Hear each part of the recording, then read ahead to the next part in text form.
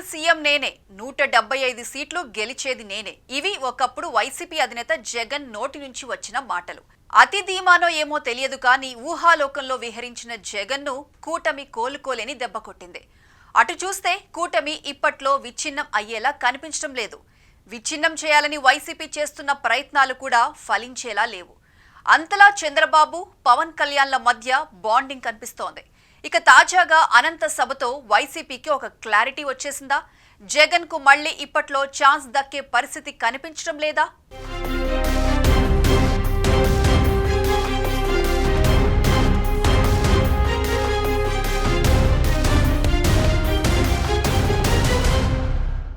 పవన్ కళ్యాణ్ కూటమి ప్రభుత్వం అధికారంలోకి వచ్చిన 15 నెలల్లో ఒక 10 సార్లు చెప్పి ఉంటారు.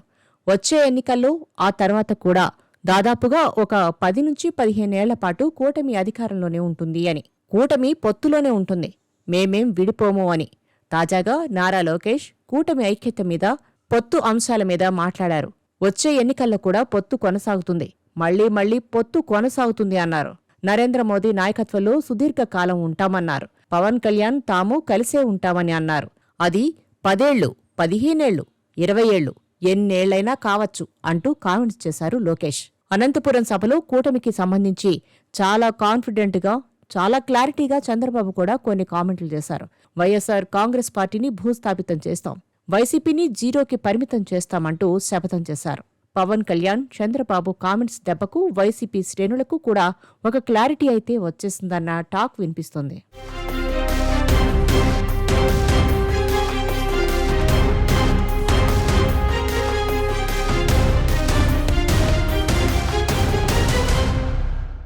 ప్రజలు ఇచ్చే తీర్పును బట్టి పరిపాలిస్తారు ఎవరైనా సరే. ఎవరూ రాష్ట్రానికి నష్టం చేయరు, వ్యక్తిగత కక్షలకు వెళ్లరు. కానీ జగన్ వ్యక్తిగత కక్షలకు వెళ్లాడు, రాష్ట్రాన్ని నష్టం చేస్తాడు అని పవన్ కళ్యాణ్ చాలా స్ట్రాంగ్ గా నమ్ముతూ వచ్చారు. అందుకే పవన్ పాలిటిక్స్ మొదటి నుంచి యాంటీ వైసీపీగానే ఉన్నాయి.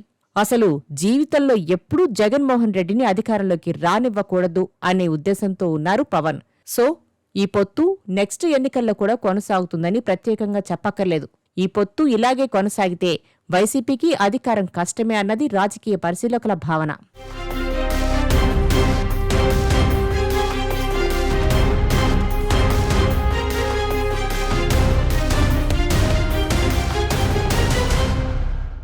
నిజానికి కూటమిలో పార్టీలు అంటే ఏదో ఒక వ్యతిరేకత వచ్చి ఆ పార్టీలు విడిపోవడం అన్నది గతంలో దేశంలో చాలా చోట్ల చూసాం. అయితే తెలుగుదేశం, జనసేన, బీజేపీ కూటమిగా ఉన్నంతకాలం జగన్ మళ్లీ సీఎం అవ్వడం అన్నది కలే అని రాజకీయ వర్గాల్లో సైతం టాక్ ఉంది. ఎందుకంటే బలమైన కమ్మ, కాపు సామాజిక వర్గాలు ఒక గొడుగు కిందకు రావడమంటే రాజకీయంగా ఏపీలో బలమైన కూటమిగా ఉన్నట్లే లెక్క. ఇంకోవైపు కేంద్రంలో బీజేపీ అండతో ఏపీలో ఎన్డీఏ కూటమి దూసుకుపోతుంది. ఈ 3 పార్టీలు కలిసి ఉన్నంతకాలం జగన్ మళ్లీ సీఎం అవ్వడం అసాధ్యమని వైసీపీ వారికి కూడా క్లారిటీ ఉంది. అయితే ఈ తరుణంలో తెలుగుదేశం, జనసేన మధ్య చిచ్చు రగిల్చి కూటమి విచ్ఛిన్నమయ్యేలా చేస్తే తమ కల నెరవేరినట్లే అని వైసీపీ భావిస్తోంది. ఈ నేపథ్యంలో సోషల్ మీడియాలో ఫేక్ అకౌంట్లతో సైతం తెలుగుదేశం, జనసేన మధ్య చిచ్చు పెట్టాలని ఎప్పటినుంచో ప్రయత్నాలు చేస్తుంది వైసీపీ. అయితే వైసీపీ ప్రయత్నాలు ఫలించేలా కనిపించడం లేదు. చంద్రబాబు, పవన్ మధ్య అనుబంధం ఉండటంతో వైసీపీ ప్రయత్నాలు ఫలించేలా కనిపించడం లేదని అంటున్నారు.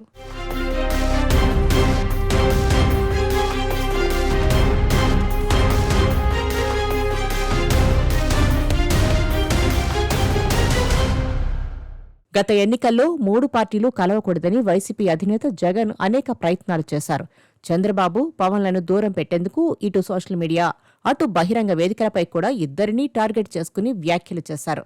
సామాజిక వర్గాల పరంగా కూడా కాపు నాయకులను కొందరిని రంగంలోకి దింపి రాజకీయాలు సాగించారు. అయినా గత ఎన్నికల్లో 2 పార్టీలు కలిశాయి. ఫలితంగా వైసీపీ 151 సీట్ల నుంచి 11 సీట్లకు పడిపోయింది. ఈ పరిస్థితుల్లో కూటమిలో భేదాభిప్రాయాలు ఏర్పడి కూటమి విచ్ఛిన్నమైతే తప్ప తమకు అవకాశం లేదని వైసీపీ భావిస్తోంది.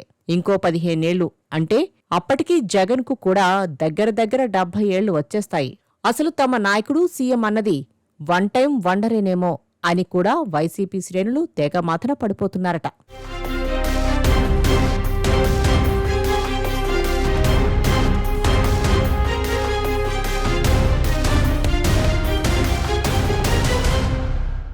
పవన్, చంద్రబాబు లాంటి ఇద్దరు ఉద్దండులను ఢీకొట్టాలంటే జగన్కు సాధ్యమయ్యే పని కాదు. అందుకు చాలా ప్రణాళికలు కావాలి. కానీ అవేమీ జగన్ దగ్గర కనిపించడం లేదు. లోకేష్, పవన్, చంద్రబాబు ఊపు చూస్తుంటే కూటమి బంధం మరింత దృఢంగా తయారవుతుంది తప్ప ఎప్పట్లో విడిగా పోటీ చేసే పరిస్థితి కనిపించడం లేదు. మరి జగన్ రాజకీయ భవిష్యత్తు ఏంటి అన్నది కాలమే తేల్చాలి.